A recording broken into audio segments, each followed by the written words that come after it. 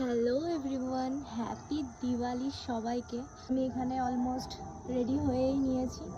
এবার যাব পাড়াতে। এবার আমরা সব বান্ধবীরা একসাথে হব, তারপর আশেপাশে পুজো দিতে যাব আর কি। শুভ দীপাবলি! সবাইকে তো দেখে নিলে, সবার সাথে দেখা করার পর আমরা চলে যাই পাড়ার আশেপাশের মন্দিরগুলোতে পুজো দিতে যাওয়ার জন্য। আর এখানে এই ঠাকুরের মুখখানা একটু দেখো। এই ঠাকুরটাও কিন্তু করেছিল আমাদের পাড়াতে।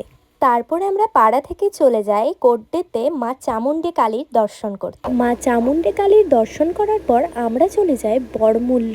আমি এখানে ফার্স্ট টাইম গেছিলাম, আর গিয়ে আমার তো খুব ভালো লেগেছিল। বড়মূল্যর মায়ের দর্শন করে আমরা আবার চলে আসি আমাদের পাড়াতে। আসার সঙ্গে সঙ্গে দেখলাম যে পুষ্পাঞ্জলি শুরু হয়ে গেছে। তারপরে আমরা বাড়িতে ড্রেস চেঞ্জ করে বেরিয়ে পড়ি ইনগাছা যাওয়ার জন্য। তখন বাজছিল রাত 1টা মতো। আমি গেছিলাম বাবার সাথে, আর মন্দিরাকে রীতিমতো আমি জোর জবস্তি করেই নিয়ে যাই। ওর যাওয়ার ইচ্ছে ছিল না, ও বলছিল আমি ঘুমাবো। আর আমি বললাম একটা দিনই তো ভাই, একটা দিন রাতটা জেগেই নেই।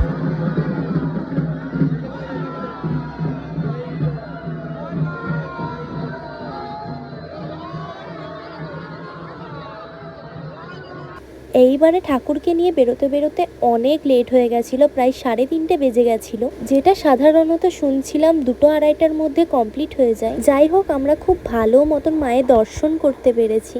সবকিছু কমপ্লিট হয়ে যাওয়ার পর আমরাও বাড়ির জন্য রওনা দিই। আর সেদিন রাস্তায় এতটা ভিড় ছিল, এক ফোঁটাও মনে হয়নি এতটা রাত হয়ে গেছে বা এতটা ভোর হয়ে গেছে। আমরা যখন যাচ্ছিলাম 1টার সময়, তখনও অনেক লোক ছিল, আর যখন 4:30টার সময় ফিরছিলাম তখনও অনেক লোক ছিল। যাই হোক, এমনভাবে কেটেছিল আমাদের দিনটা। আজকের জন্য টাটা।